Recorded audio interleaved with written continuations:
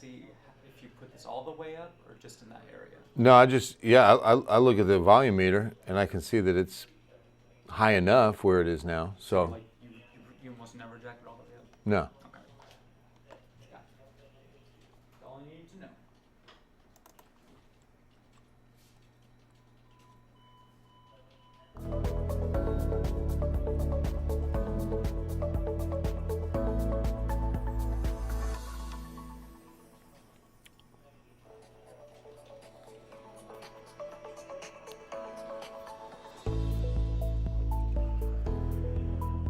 Here's David and I going over some audio, making sure we're good so you guys can hear me loud and clear. I guess loud would be up to you. Clear is up to us, right? Good evening, Patty. You got it, Salem. How are you?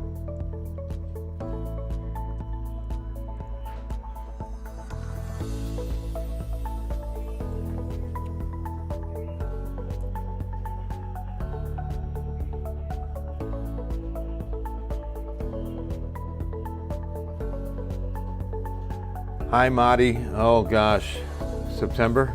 Not even. Let's just say October.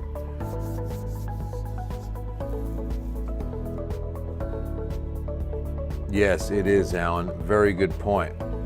Good evening. It is Wednesday night. Bill Taylor here, Ken's 5 Digital Center, and Alan makes a great point. I mean, the cloud cover, even this little bit of haze, is helping keep the temperatures a little bit lower, along with the soil moisture that we accumulated in the April and May rains, even into early June. We had enough rain that because of that soil moisture, that'll keep temperatures down till that really dries up.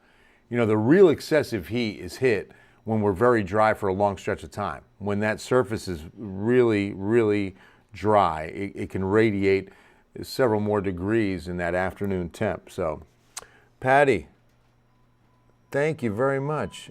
Theme music isn't, right, Craig? Very interesting. Good evening, Michelle. All right, Katie, what's going on in Katie? I wish there were, Patty. No chances yet. Hey, Aileen, how are you? Good evening. Yeah, so there's the highs, and that's exactly what we should be hitting, by the way. 93, you see it there. It's over there. 95 Seguin, but 105 Pearsall, Cotulla. In fact, let's take a look at what they're feeling like even at this hour. If you're hitting 105 in the afternoon, and at 9:11, it feels like 105. Feels like 103 in Pleasanton, Floresville. Still feels like 101 in New Braunfels. 97 here in the city. Incredible to have these kind of heat indices after midnight. Right, Patty? I understand. Believe me.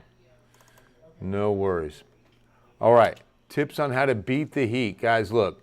Plenty of water. From the moment you're up, make sure you're drinking H2O. Light-colored, loose-fitting clothing. Try not to overeat. Eat less so your body's not overdoing it on the digestion in the heat. This is all based upon you spending time outside, of course. Caffeine and alcohol can dehydrate you, so try to be careful with that. Want to show you something, an important tip if you're going to be walking your dog. Keep in mind that the temperature outside, which is at least 95 in most cases, can have a big impact on the temperature we hit on concrete and asphalt. So the pads of the dog's foot, right? Just like your hand. So the way to test the concrete or asphalt, put the back of your hand down on it and see how long. If you can hold it down for about 5 seconds, they're good. But if you can't, without that becoming a little too hot, don't walk them on pavement. Try to walk them on the grass.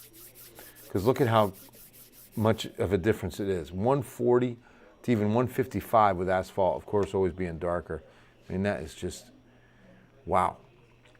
So the haze, a lot of haze today, and I want to show you what we've got. Last couple of days, we've seen a lot of haze, and this is the reason. Agricultural fires. So what these are, a lot of this is sugar cane. This is the time of year that Central and South America will be burning its sugar cane. Well, I should say Central and really Mexico. because down in central, you can see those are the active fires burning. And remember, there's clockwise winds around this dome of high pressure. And so what's happening is a lot of that smoke is being carried up into South Texas. But some of these fires are also burning in South Texas. Along the Rio Grande, they burn sugarcane as well. So that's also contributing. Now, with also a high pressure ridge comes that temperature inversion, and it's like that dome. And remember that high pressure is a sinking air motion in the atmosphere. So because of that, everything that's down in that lower troposphere where we are, it does not get out as easy. So with a dome of high pressure and kind of that compression happening in our atmosphere, it helps trap in all those low-level pollutants, all that smoky haze. So we're kind of stuck with it, but until, of course, we see things clear out. I want to see the smoke layer graphics. Not looking too high here. You can see it. Oh, wow. It's really kind of shifted Chicago, Minneapolis now. But I wanted to look at, if you're looking at that, sorry. I got rid of that a little quick. Air quality. Earlier today I showed this and it was moderate all day, like Austin, like Laredo, Corpus Christi, Brownsville. So really no big effect from that smoky haze. Air quality's moderate. It could be worse. It could be one category better, but that's not, it could be a lot worse. So one thing to keep in mind is the Edwards Aquifer. We're going to start seeing this drop every day. And from yesterday to today, we saw it drop more than a foot. Look on the bottom of what I just put up on here. 643.3 is today's level. The 24-hour change, a drop of more than 1 foot. So please keep in mind that we're still in stage 2 water restrictions. So that means the watering rules are you water once a week based on your address. Like tonight you can be watering if your address ends in 4 or 5. Tomorrow you can water if your address ends in 6 or 7. But you can only use your sprinklers and your irrigation system once a week. And the 7-11 rule applies. And this should be when you're watering anyway. This is the most effective time to water. 7 a.m. to 11 a.m. or 7 p.m. to 11 p.m. That's the time. You don't try not to water overnight. I've heard that there could be a fungus that grows if you do too much watering overnight. So 7-11 rule, once a week. Conservation is a source. I'm telling you, conservation is a source of water. We're going to have another heat advisory. Just remember this. Tomorrow, this will go into effect 1 to 8 p.m. Okay? On yet another heat advisory. So keep that in mind. I don't know why that didn't stay with the graphic. Let's take a look at why. Ah, that's why. Let's do that. And we'll sleep that. Okay.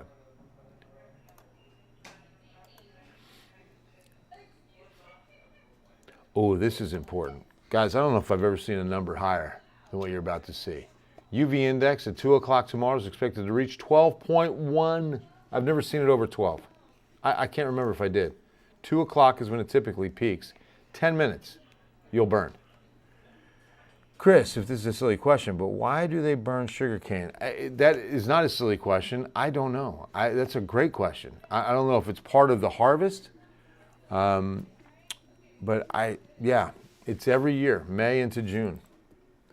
What do you call a chicken who crosses the road, rolls in the mud, then crosses back again? A dirty double crosser. Nice. That's a good point, Alan, or a question. It just really depends. I mean, it can be a while. It can sometimes weaken enough. Now, here's the sign that we're hoping for. Some of the long-range models are suggesting in about a week and a half that the high starts to slip a little west and southwest. And that puts us in the northwest flow. Let me show you what that means. When we look at the northwest flow, aloft, right? It's going to be outside. Like if you look at that dome of high pressure, you know what's better is if I show you this before I go to radar. Let me just show you on this graphic. And you'll get an idea. Oh, I can't use a pointer here. Okay, I still can't use a pointer though. Darn it. All right, so look at the dome of high pressure, right? And on the periphery, like outside of its influence, if you look at it as a dome, like on the outside, right? Like if this is the circle of the influences, on the outside of that circle, like riding the periphery of it, will be a northwest flow. So if it's centered up over, let's say, the Baja or northwest Mexico, then South Texas could be on that outer fringe. And that's a northwest flow that can sometimes get some pretty good disturbances. If you remember 2 weeks ago when we had several nights of thunderstorms, and that was what we were living on, that northwest flow and the periphery of the high. So that's why I was showing you radar, because on the periphery of it now is North Texas down into Louisiana. You can see Arkansas, Mississippi.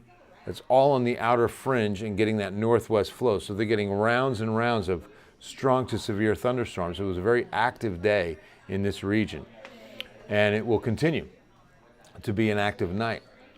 You can see some pretty good strong storms southeast of Dallas tonight. This is going to be near, there's Athens, west of Tyler. But some of those storms will probably will not make it to Tyler, but it'll be close. Athens is a cool little town. I don't know if you've ever driven through Athens, Texas. Really pretty homes. I always like driving through there. We've got family in Lindale area. So yeah, it's a big severe thunderstorm watch for North Texas there, not including Dallas.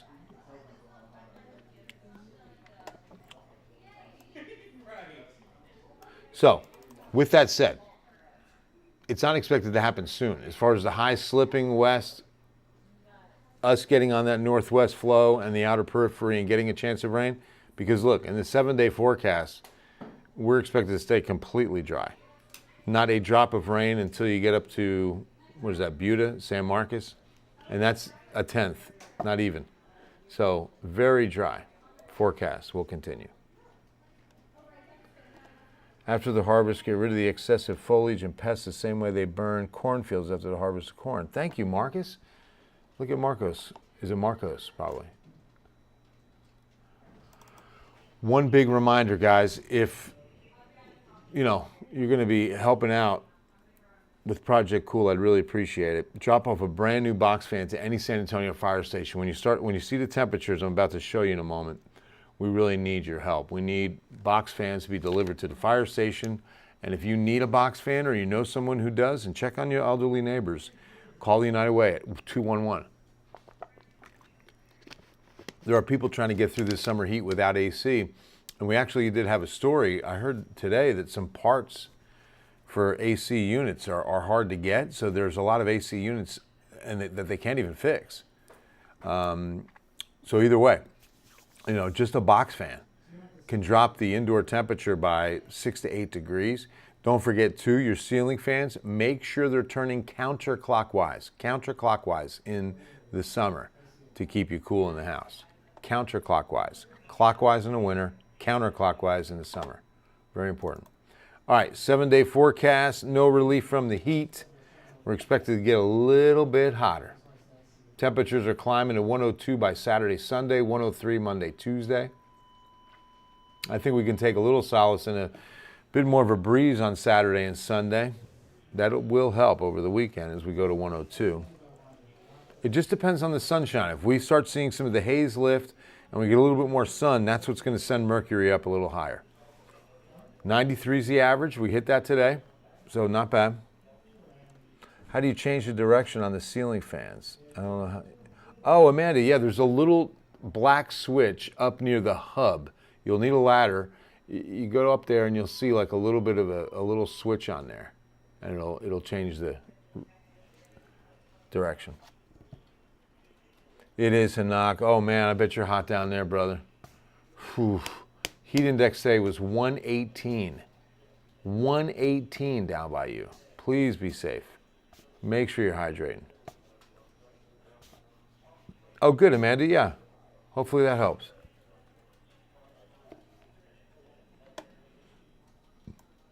All right, guys. That's going to wrap things up on this quiet Wednesday night. Weekend, no big changes. If you're making plans, just make sure you're planning on drinking some H2O. Make sure you drink some H2O, guys. Very important.